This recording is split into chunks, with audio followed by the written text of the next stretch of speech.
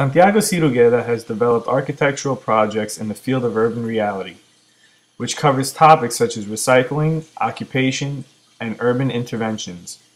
He claims that he became an architect because there were no swings in the center of Seville.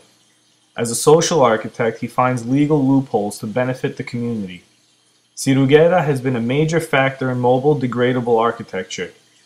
He is famous for projects involving temporary architecture, which is mainly suited for the needs of locals. He wants the law to serve the people and not the other way around. Cirugeda is especially proficient in finding loopholes in construction law. On his website, you can find recipes for constructing habitable scaffoldings attached to facades of already existing buildings or houses built from waste materials that Cirugeda calls puzzles. His studio, Recetas Urbanas, does just this. The studio works with many groups in the surrounding urban areas, which has led to the creation of a collaborative network called Collective Architecture. Cirugeda, known for urban interventions, projects such as Take Back the Street, which he basically created an urban public ground reserve using the dumpster as a physical base for installing temporary equipment. The functions and use are open to the imagination of those occupying them. They can be filled with elements suggested or required by a given functional and logical intentions. The project involved collecting dumpsters holding steel beams and sheets, painting them in striking colors.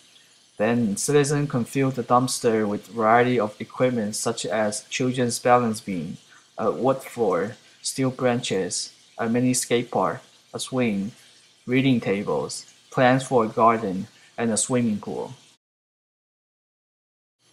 He was invited to show his support for the act of resistance by occupying some of the trees in La Alameda in Seville. Many of the trees in the area were being cut down and a group formed to fight this.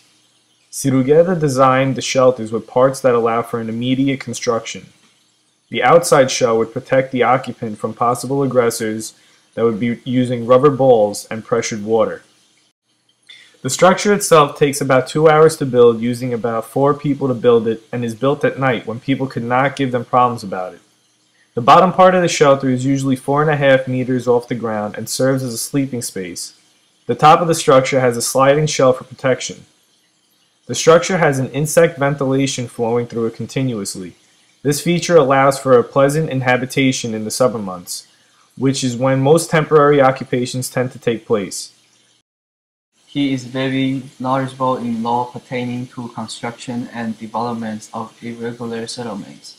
He realized that nothing prevents us from privately contacting the use of area of an empty lot in which is still owned. An architect without a developer builds non-architectural while occupying a private plot of land. At 9 Barcode Street, he begins to exemplify how to temporarily occupy unused land by renting from an owner. This strategy guarantee is used for an agreement minimum period of 4 months, extendable to a maximum of a year. For the installation of collapsible house studio, electricity was taken from neighboring electrical pole, while chemically treated plated wood also used that utilize called rainwater from the outside.